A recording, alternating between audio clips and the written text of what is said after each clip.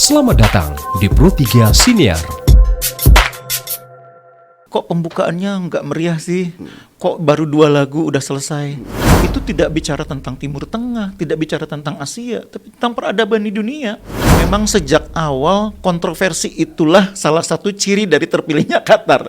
Piala Dunia sekarang ini kalau dirupiahkan itu sekitar 3.500 triliun. Qatar sadar kalau mereka tidak melakukan hal yang luar biasa, mereka nggak akan terpilih. Stadion aja pakai AC, kamar Anda kos-kosannya nggak pakai AC.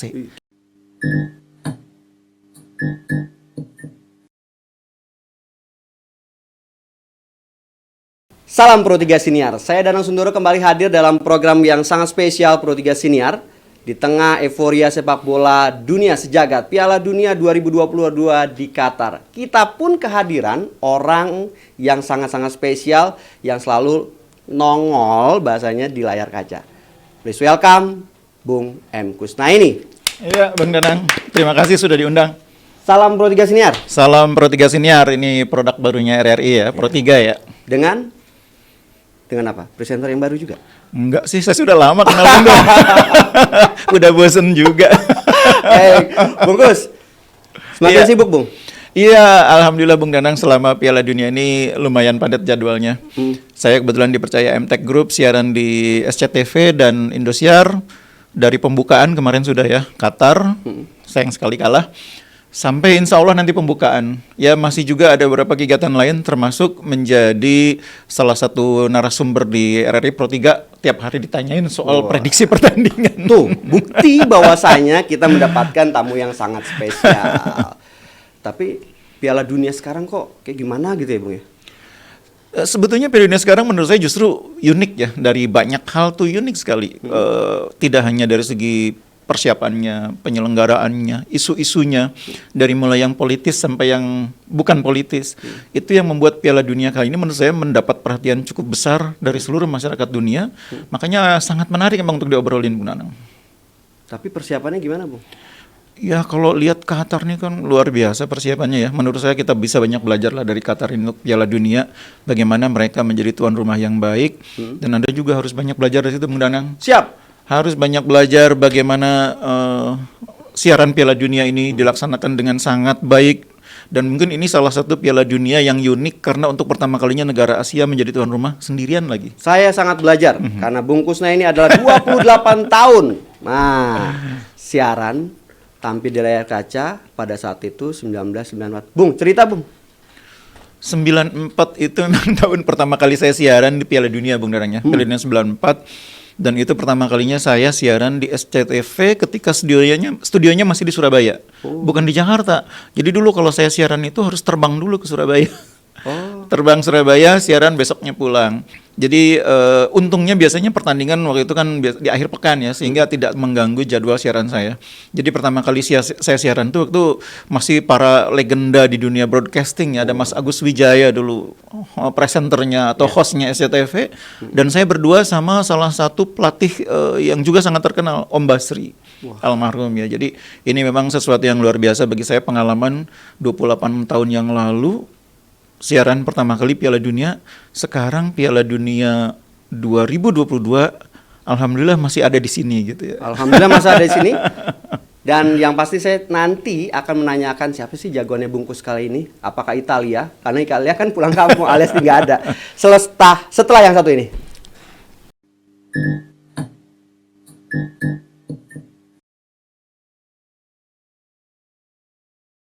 Kembali lagi barengan Danang Sundoro di sini di Pro3 Siniar yang pasti 20 November sampai dengan 18 Desember.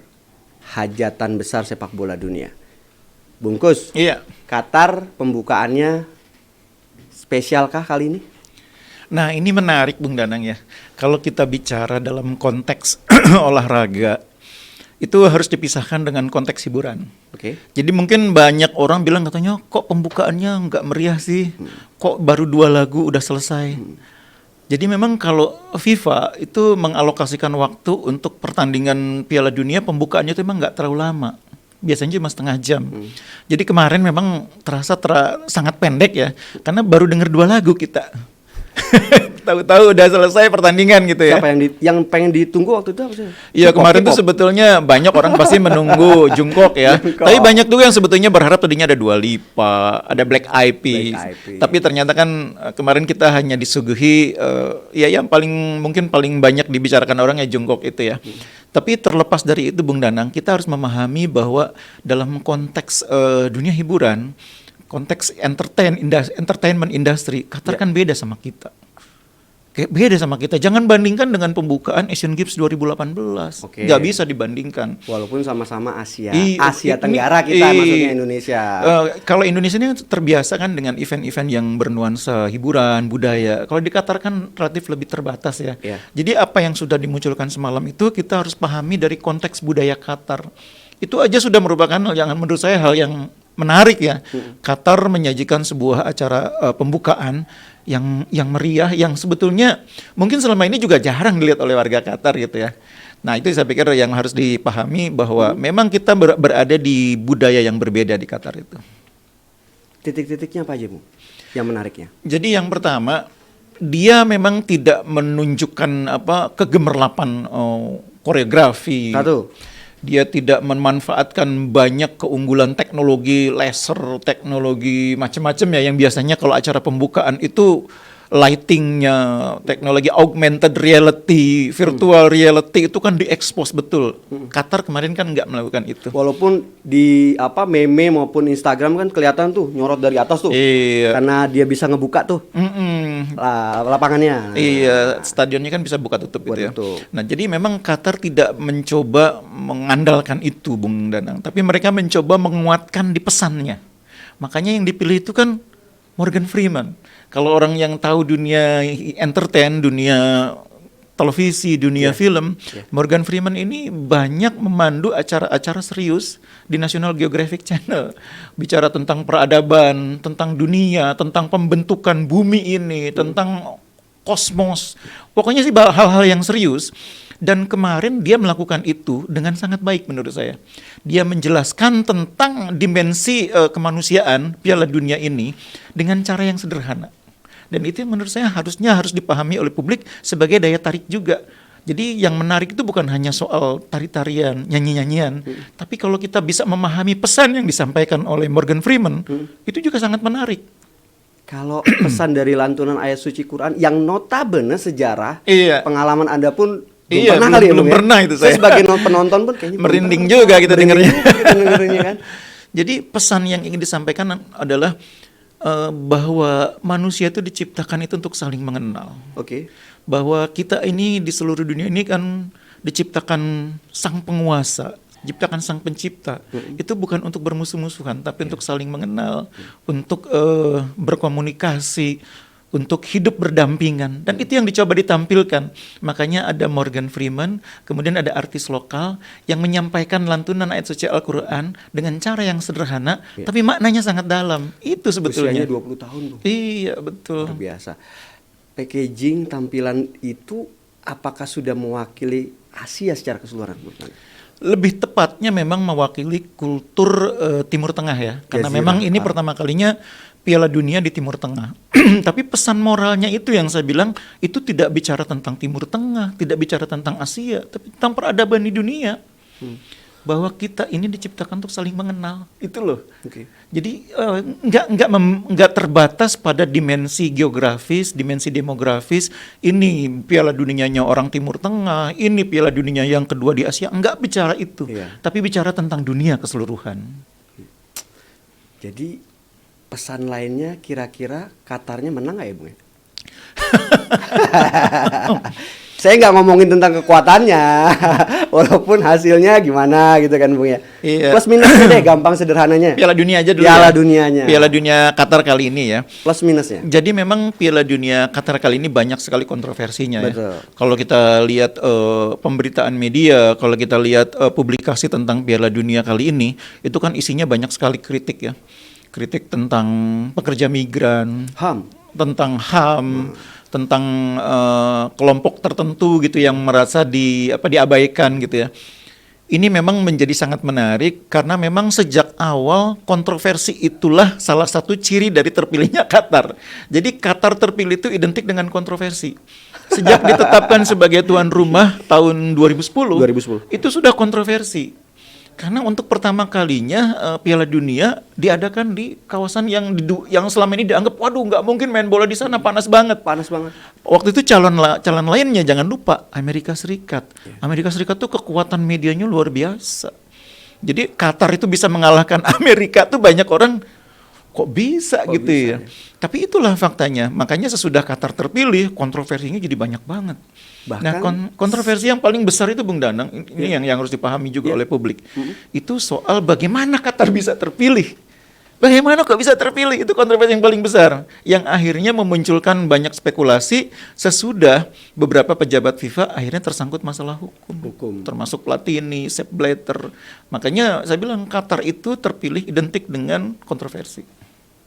Terpilih karena kontroversi. Identik bukan karena kontroversi, identik dengan kontroversi. Tapi menurut saya justru kontroversi itulah yang membuat tantangan bagi orang Qatar semakin besar. Ini kalau saya jadi orang Qatar, dibegituin, saya pasti akan lebih semakin semangat. tertantang. Lebih semangat. Kok meragukan saya gitu loh. Saya seolah-olah saya nggak mampu menyelenggarakan Piala Dunia. Kalau sederhananya jiwa nasionalisnya jadi lebih meningkat. Betul. Orang Qatar itu terkenal dengan hal itu. Mereka di kawasan mereka, di jazirah mereka, kadang-kadang juga suka diremehkan oleh tetangga-tetangganya. Tapi justru orang Qatar itu punya motivasi untuk menunjukkan.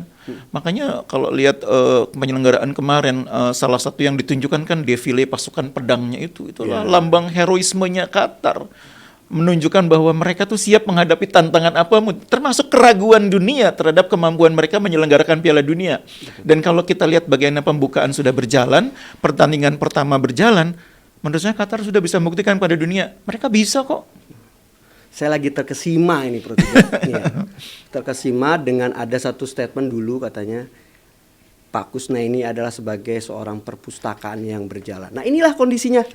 Setelah yang satu ini kita akan kembali, kita ngobrolin lebih dalam lagi bagaimana prediksi, siapa juaranya dan siapa sih jagoannya Bungkus. Bye.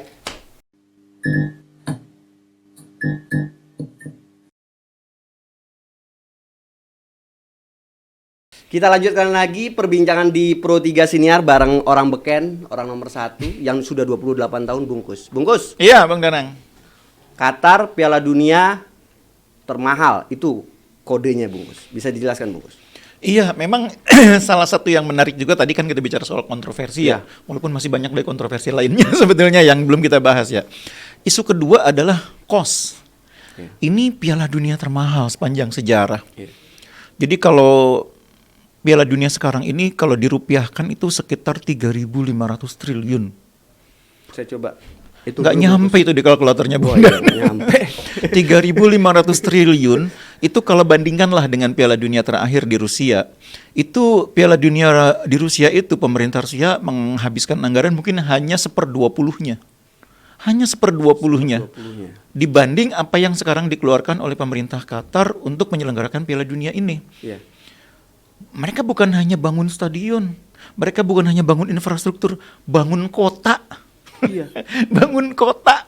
Satu tempat dibuatkan stadion khusus di mana dipermaksud. Saya nggak bisa nggambarkan setelah itu gimana tuh Bungkus. Jadi itu memang menariknya. Jadi mereka bukan hanya bangun stadion, bangun infrastruktur transportasi, bangun kota. Bahkan stadion-stadion yang dipakai itu pun itu kan stadion-stadion yang kapasitasnya itu 40.000, 60.000. Padahal di Qatar itu liganya penontonnya paling cuma 6.000, 7.000. Paling banyak 10 ribuan mungkin. Karena penduduk Qatar kan cuma 2,8 juta. Makanya nanti abis Piala Dunia ini banyak negara yang mungkin akan mendapat keuntungan. Karena stadionnya dari 40.000 dikurangin. Jadi 20.000 aja. 20.000 kursinya ntar dikirim tuh. Entah ke negara mana tuh. Bahkan ada stadion yang dari stadion bentuknya stadion akan dibongkar karena disusun dari kontainer-kontainer. Jadi memang ini luar biasa. Itu salah satu yang menarik menurut saya. Karena setelah itu dibongkar sedemikian rupa, pertanyaan saya kok kuat itu doang Pak? Ya kalau ilmu rekayasa engineering sekarang ini semuanya mungkin ya. Apa yang semua mungkin tol di atas laut aja bisa. Betul. Nggak ada yang nggak mungkin. Cuma persoalannya kan itu semua pasti cost. Nggak ada yang nggak pakai duit, pasti cost. Makanya biayanya tuh sampai 3.500 triliun.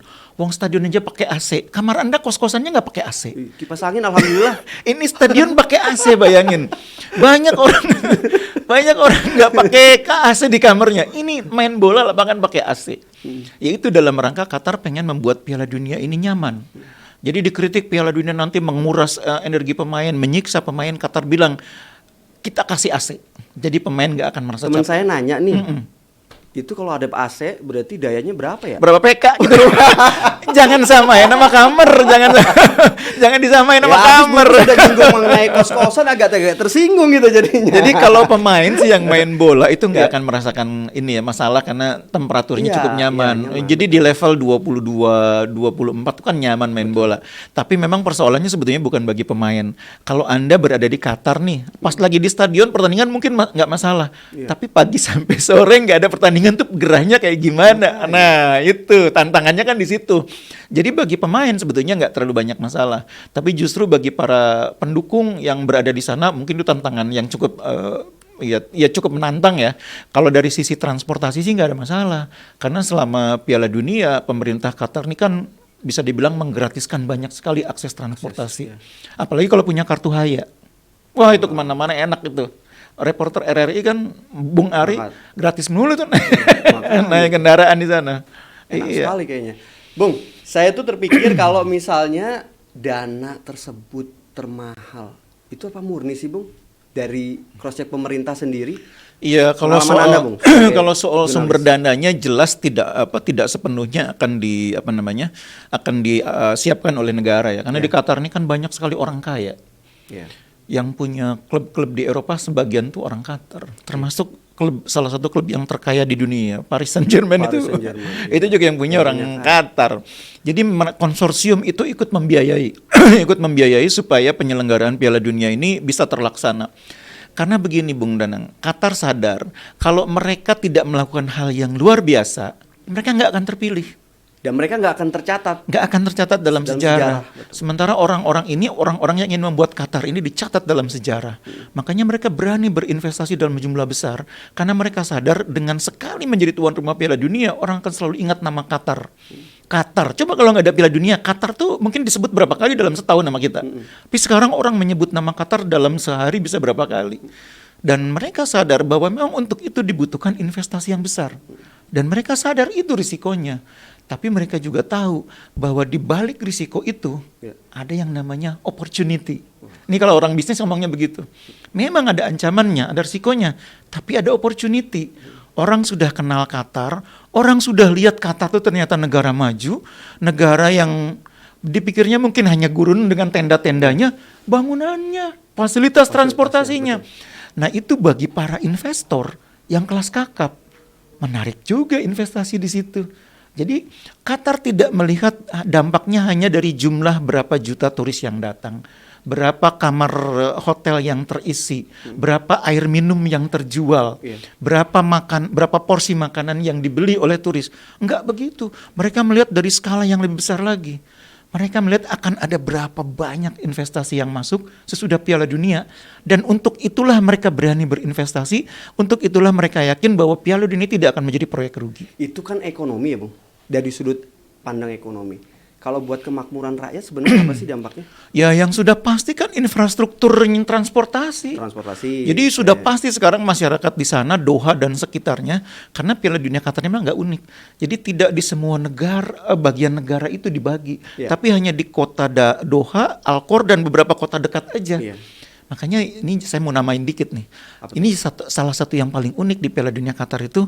Kalau dulu di Piala Dunia katakanlah Rusia, Anda nonton satu pertandingan nih di Moskow, mau nonton di pertandingan yang lain nggak ngejar, waktunya nggak nyampe. Tapi kalau di Qatar nih, sekarang nonton yang jam 8 masih bisa ngejar pertandingan yang berikutnya jam 11, karena jarak tempuhnya cuma 1,5 jam. Dan ada transportasi publik. Dan nggak ada kemacetan. Relatif nggak macet, walaupun Piala Dunia katanya agak macet. Katanya. Tapi jarak yang 1,5 jam itu kan memungkinkan kita abis nonton Inggris nih nanti malam nih, selesai Inggris lawan Iran, pengen nonton Belanda, ya udah berangkat nonton Belanda lawan Senegal. Itu dimungkinkan di Qatar. Jadi salah satu yang didapatkan oleh masyarakat adalah terbangunnya jaringan infrastruktur transportasi yang luar biasa ya. Yang kedua, terbangunnya fasilitas-fasilitas publik yang selama ini mungkin sudah ada tapi grade-nya mungkin belum grade internasional. Sekarang grade-nya kan semua harus internasional. Iya. Taman-taman yang menjadi area fun fest, kemudian transportasi publik, hotel, rumah makan, tempat belanja, itu semua standarnya sekarang internasional. Dan itu dinikmati oleh warga Qatar sekarang sebagai berkah dari penyelenggaraan Piala Dunia.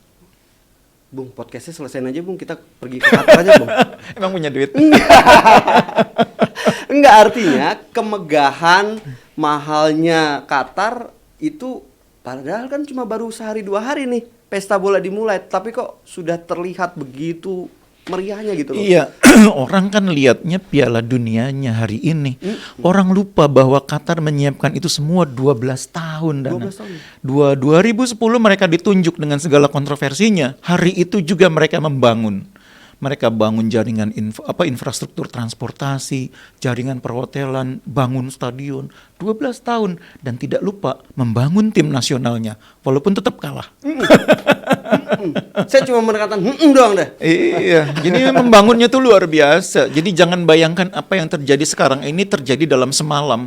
12 tahun mereka mempersiapkan diri untuk ini. Wah, ini sangat-sangat pelajaran berharga buat Indonesia.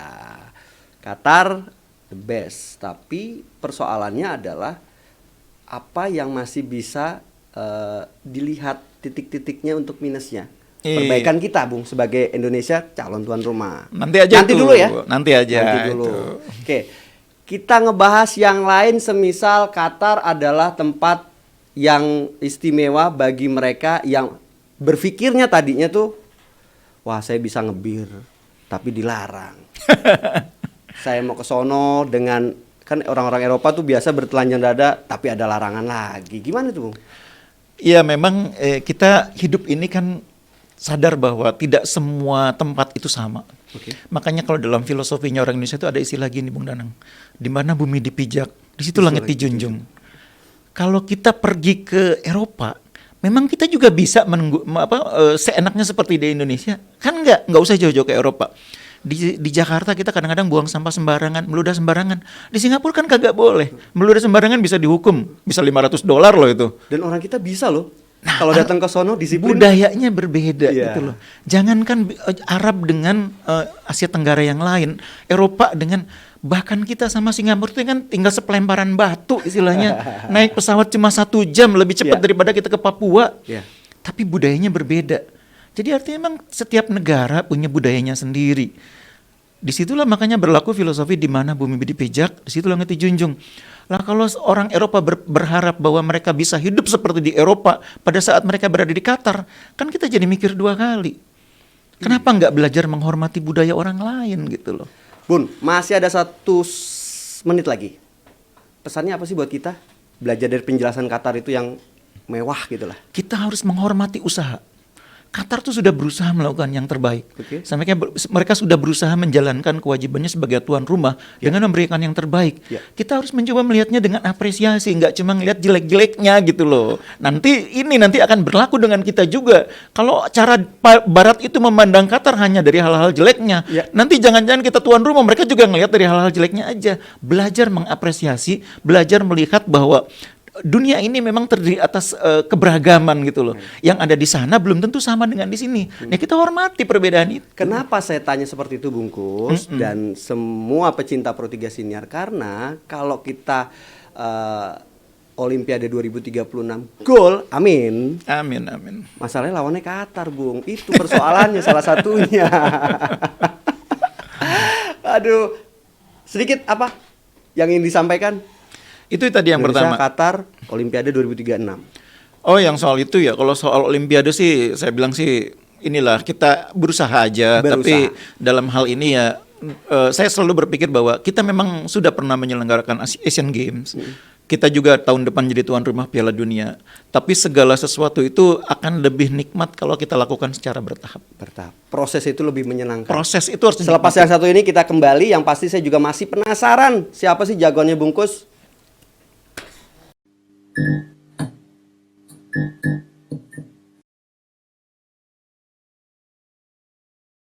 Welcome back again, Pro 3 Siniar, Danang Sundoro, Bungkus Nah ini. Mulai dingin nih Bang Danang. Mulai dingin saya juga. Nggak tahu nih, apakah sedingin Qatar ataukah sedingin dengan persaingan yang ada?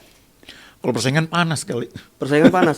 Karena ada beberapa yang disebut neraka, tapi kayaknya ada juga yang melihat di grup yang sebelahnya agak-agak adem ayem gitu loh.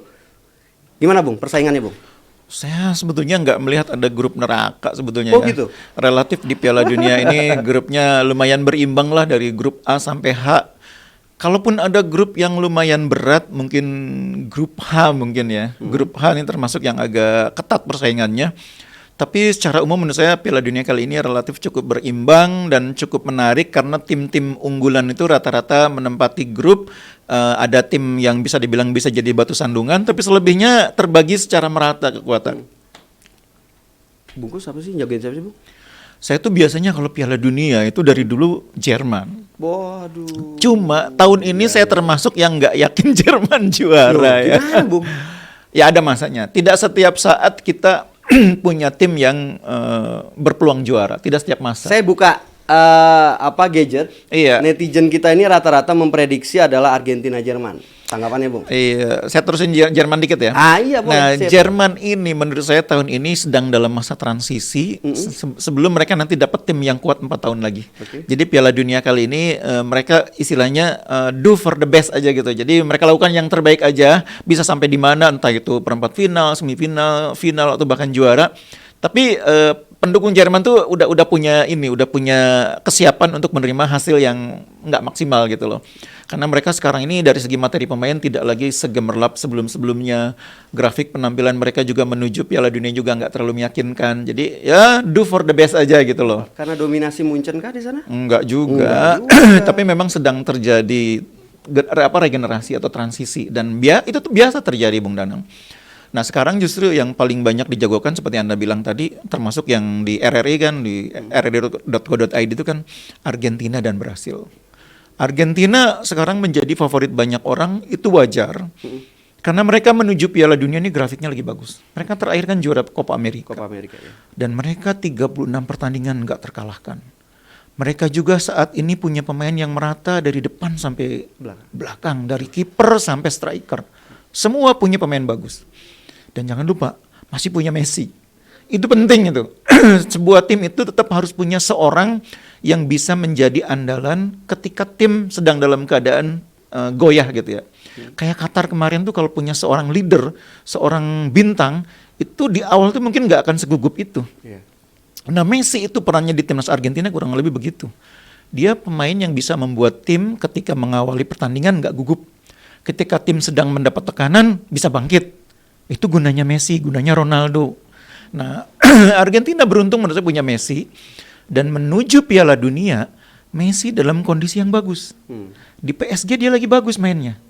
Ini keuntungannya Piala Dunia sekarang di Qatar itu menurut saya. Iya. Karena digelar di musim dingin, ketika pemain kondisinya sudah mulai mendekati peak performance. Jadi kalau Piala Dunia musim panas, Bung Danang, Iya. orang tuh udah di ujung. Musim itu capek. Jadi sesudah melewati pertandingan dari Agustus sampai Mei, itu udah capek. Main lagi Piala Dunia bulan Juni, itu banyak yang udah lagi capek-capeknya. Iya. Apalagi yang main di Liga Domestik, Piala Liga, Piala FA, Piala Liga Champion, Liga Eropa, itu capeknya bukan main. Bungkus, saya tertarik di Messi-nya dulu Bung. Dulu itu sempat di setiap 4 tahunan mengatakan dengan kalimat yang sama. Messi itu hanya terlihat kalau main di klub, bukan di negara. Tanggapannya Bung? Udah pakai udah juara Copa America kok, dia buktikan itu. Dia juga udah pernah bawa timnya masuk final Piala Dunia. 4 tahun lalu bukan Argentina juara. Iya memang, tapi paling tidak dia membawa tim masuk ke final Piala Dunia itu kan menunjukkan bahwa dia bisa perform bersama tim nasional.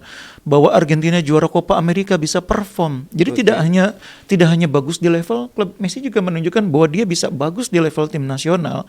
Hanya memang ini ya, ukurannya Argentina, seorang pemain itu akan menjadi legend kalau di juara dunia. Maradona jadi legend bahkan dibikinin gereja karena dia juara dunia. Dan si tangan Tuhan ya. Mario Kempes, Passarella Kempes, iya. menjadi pemain-pemain legend di sana karena Argentina juara dunia. Jadi memang tantangan terbesar Messi ya harus juara dunia memang mau nggak mau. Terlepas dari prestasinya yang begitu banyak di level klub individu, juara Copa Amerika, kalau dia nggak juara dunia, dia akan selalu dianggap belum setara Maradona, belum setara Passarella, belum setara Mario Kempes. Yes, guys, didukung sama bungkusnya ini walaupun Jerman. Argentina juara. Tapi belum dijawab tadi kalau Jerman sama Argentina ideal nggak, Bung? Ntar dulu, jangan bicara Jerman Argentina, itu belum tentu juga. Siapa tahu mah ketemu dulu final kepagian babak Masih perempat atau ada apa gitu. masih ada Brasil, Bung Dan. Masih Masih ada ada Brasil. Jadi kalau skenarionya masing-masing tim unggulan ini juara grup, itu nggak mustahil Argentina ketemu Brasil di semifinal. Belanda mungkin ada di posisi yang lain ya. Kalau saya sih melihat Belanda ini sekarang bukan tim yang terlalu super ya. Memang tim ini di bawah Van Gaal agak lumayan ya. Grafik penampilannya membaik ya. Di tangan Van Gaal ini kan mereka belum terkalahkan juga nih, lumayan juga ini. 15 pertandingan terakhir mereka lumayan bagus. Cuma persoalannya setiap tim yang mau juara dunia itu perlu seorang yang bisa ngegendong tim gitu loh. Ngegendong itu bahasa anak-anak sekarang. Seorang leader, seorang pemimpin. Nah itu Belanda ini menurut saya nggak punya yang bisa ngegendong itu. Cristiano Ronaldo dengan Portugalnya, apakah itu sudah? Nah, contohnya itu bagaimana Portugal menjadi juara Piala Eropa itu karena Cristiano yang menggendong. Bagaimana Messi membawa Argentina juara Copa America, Messi yang menggendong timnya. Bukan berarti pemain yang lain nggak kerja, bukan. Tapi harus ada yang bisa memberikan lebih buat tim. Dan itu butuh orang-orang kayak begitu. Apa kabar Matador Spanyol? Spanyol sih menurut saya ya transisi juga kayak Jerman. Oh, sama kayak Jerman ya. Matador Spanyol kali ini ya harus siap untuk melihat pemain-pemain mudanya berkembang ya. Pedri, Asensio, beberapa pemain-pemain yang saat ini bisa dibilang bintang masa depan harus diberi ruang oleh Enrique supaya mereka dapat pengalaman Piala Dunia 4 tahun lagi bisa menjadi calon yang lebih kuat untuk sebagai kandidat juara. Nah menurut saya sekarang ini Brasil lah yang menjadi calon penantang Argentina yang paling serius ya. Wah ini gimana ini Jadi pendukung Jerman tapi jagoinnya Brasil guys. Saya belum jagoin Brasil. Jadi Brasil ini bisa menjadi batu sandungannya Argentina untuk menjadi juara. Nah kalau Brasil sampai bisa menyandung Argentina, membuat Argentina nggak sampai ke final, Brasil yang masuk ke final, jangan-jangan juaranya Brasil loh. Karena Brasil juga secara materi bagus. Hanya sedikit kurang solid di pertahanan. Tengahnya bagus, kipernya bagus, Alisson udah pasti bagus kan, Alisson kan Liverpool. Depannya bagus. Sebenarnya bukan Alissonnya pendengar, tetapi Liverpoolnya. Ederson juga bagus. Ederson oke. Jadi memang materinya bagus Brasil ini. Belakang kiper belakang, tengah, depan hanya agak kurang di belakang aja. Itu yang menurut saya menjadi sedikit kekurangan. Tapi mereka punya potensi untuk menjadi batu sandungan bagi Argentina. Nah lawannya di final, pertanyaannya kan kemudian itu. Kalau sesuai dengan skenario yang kita bayangkan tim-tim unggulan juara grup, itu lawannya bisa jadi malah Prancis atau Inggris loh. Nah itu yang saya mau tanya. Kalau Liverpool saya identiknya adalah Inggris. Apa kabar dengan Inggris masa kini, Bu? Inggris menarik sebetulnya Piala Dunia kali ini karena mereka sudah melewati 2 kejuaraan besar selalu masuk semifinal. Piala Eropa, Piala Dunia selalu masuk semifinal. Artinya Inggris di tangan Gareth Southgate itu agak lumayan performanya. Meskipun orang tetap mengatakan ya kalau belum juara dunia kayak tahun 66 ya tetap belum hebat. Tapi paling tidak tim ini konsisten. Mereka mampu mencapai semifinal di 2 kejuaraan besar, itu menunjukkan bahwa Inggris yang selama ini dianggap sebagai tim yang cuma underdog harus dilihat serius. Bisa juara mereka kalau pemain-pemain bisa perform. Masalahnya masalah lagi. Apa tuh? Menuju Piala Dunia, Inggris mainnya agak kurang. 6 pertandingan terakhir itu nggak pernah menang loh. Dan pertahanan nih, Inggris nih pertahanannya sekarang kok jadi merisaukan menurut saya. Bayangin lawan Hungaria mereka kebobolan 4 gol. Lawan Jerman kebobolan 3 gol. Walaupun akhirnya bisa main imbang 3-3. Tapi untuk sebuah tim juara, calon juara, kebobolan 4 gol, 3 gol, itu masalah. Dan itu menurut saya masalah terbesar Inggris, pertahanan. Jadi kalau depan mereka punya Harry Kane, punya Phil Foden, punya Jack Grealish, Sterling, kuat. Di tengah mereka kuat, ada Henderson gimana nggak kuat? Ada Henderson ya, dari Liverpool juga sih.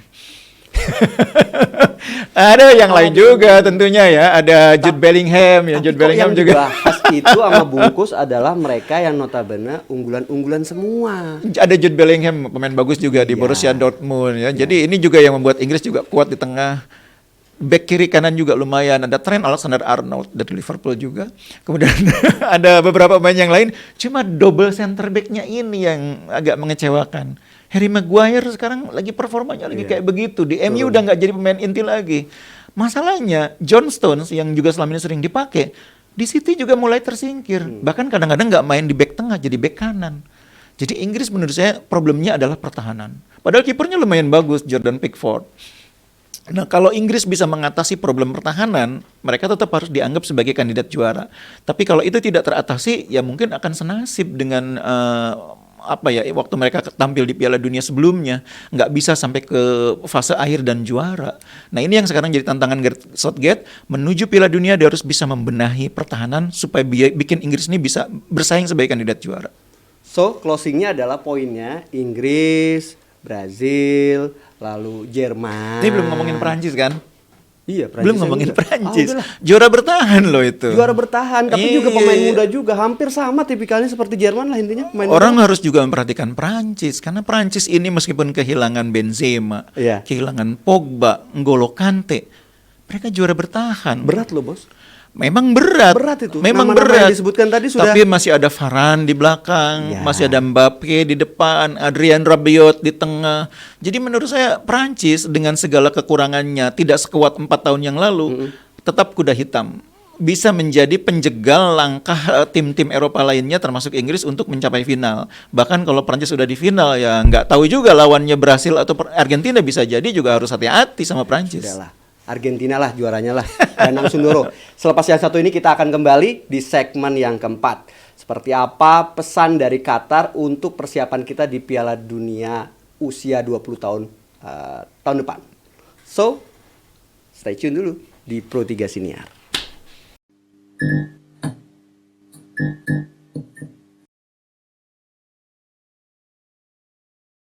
Barengan Bung Kusna ini kita ngobrolin seputar Piala Dunia. Plus dan minusnya, jagoannya bungkus sudah tahu, Jerman.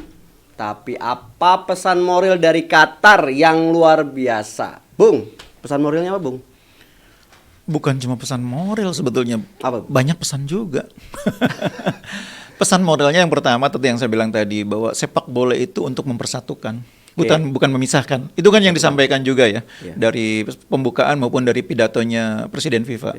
Itu yang pertama. Jadi kita harus bisa membuat sepak bola ini menyatukan dunia yang sedang menghadapi masalah sekalipun, melalui sepak bola kita coba satukan.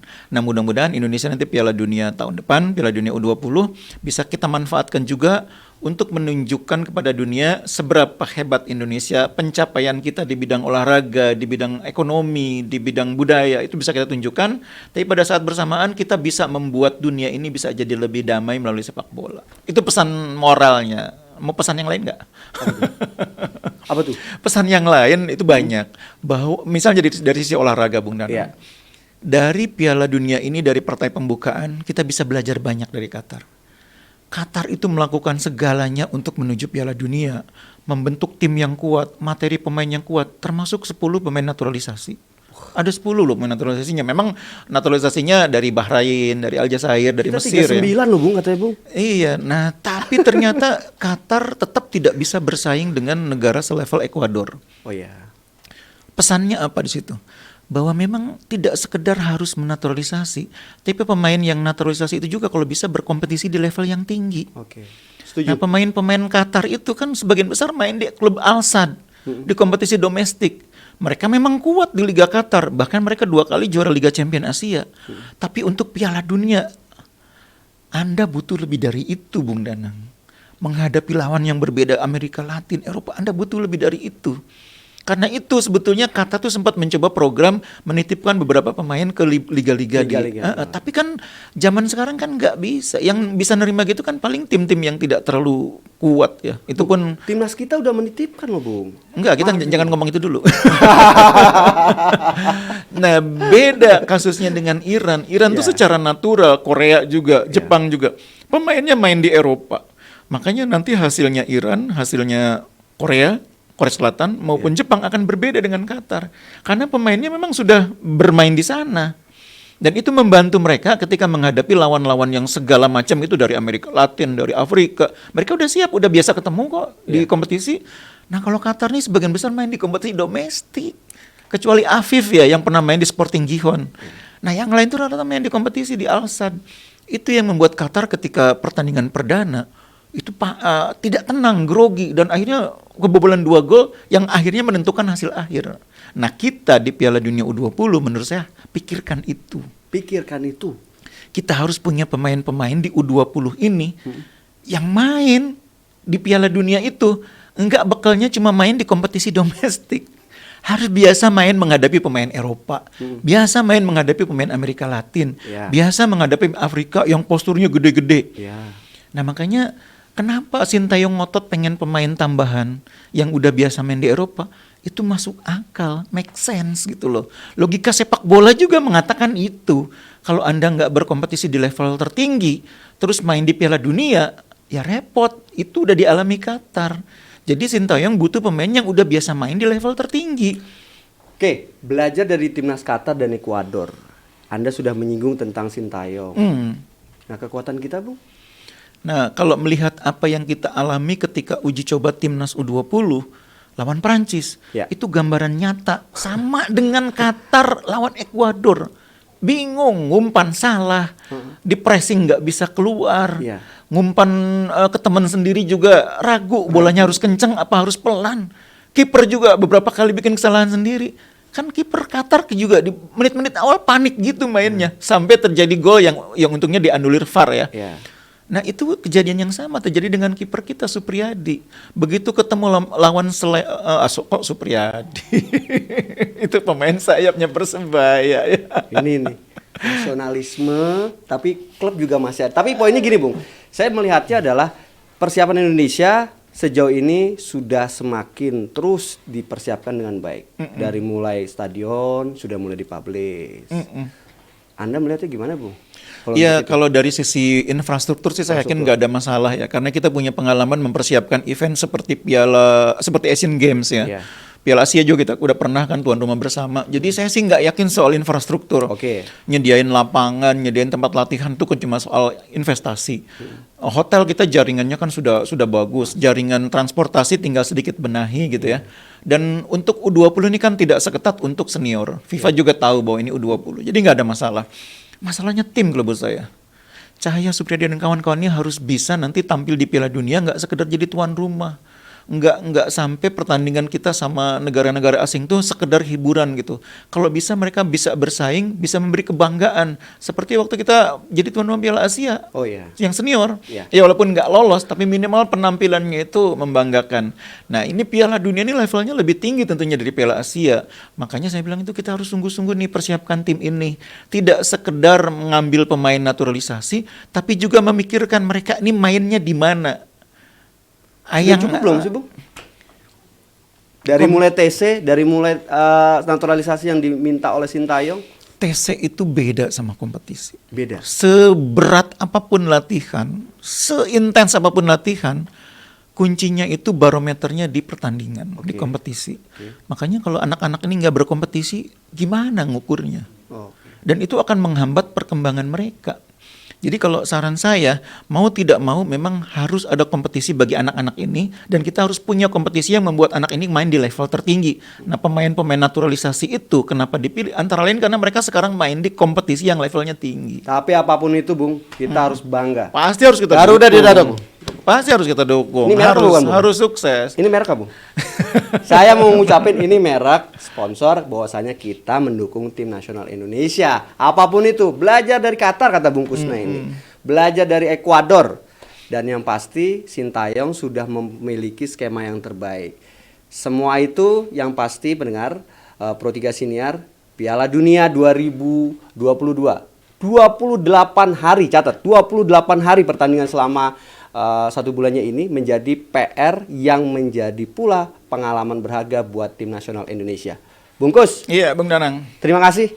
Sama-sama Bung Danang. Sudah singgah. Iya, sukses di Bung Danang. Pro 3 Siniar. Dengan karir barunya sebagai host. Iya. Tos dulu ah. Iya. Kebanggaan saya bisa bertemu dengan Bung Kusna ini. Sehat selalu Bung Kusna ini. Amin. Salam olahraga. Salam olahraga jaya. Pro 3 Siniar dimanapun Anda berada, saya Danang Sundoro akan kembali ke ruang dengar Anda. So dengan topik bahasan yang lebih keren lagi. Salam Pro 3 Siniar. Terima kasih Anda sudah bersama kami di Pro 3 Siniar.